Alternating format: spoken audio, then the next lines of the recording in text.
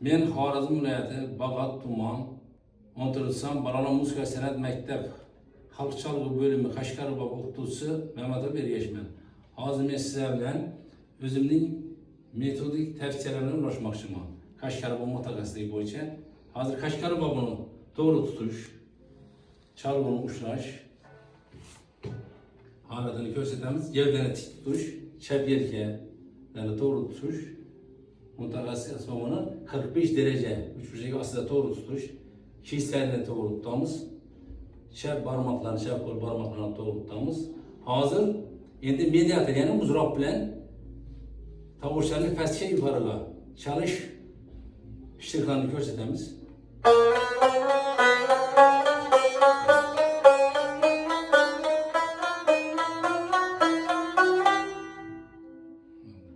Endi ishtiroklar ustida ishlash Qashqar bo'yicha legato, staccato, tremolo, ya'ni res.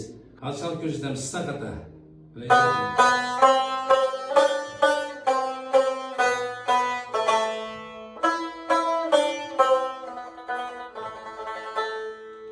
Endi legato bog'lama. Bir necha tovushni bir-biriga bog'lab to'xtovsiz chalish usuli.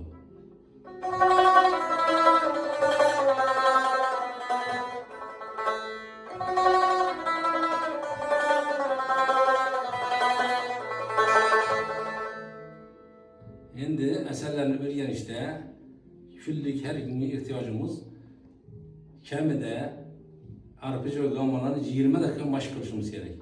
Hozir yana gammani ijro qilib ko'rsatamiz.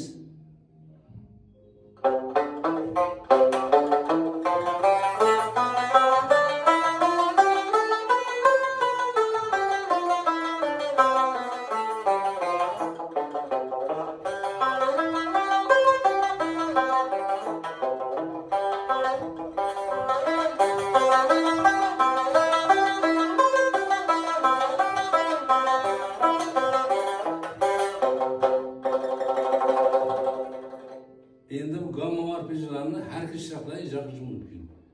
Har bir ishtiroqda 8 talik, 16 talik rezer bilan har bir ishtiroqda ijro qilib mashq qilish mumkin. Hozir biz 16 talik nota da ijro qilib ko'rsatdik. Endi asarga o'tishda, asarlarni o'rganishda tez ijro qilishga shoshilmasdan, sekin suratda har bir notani texnik qiyinchiliklariga bartaraf etib o'rganish lozim.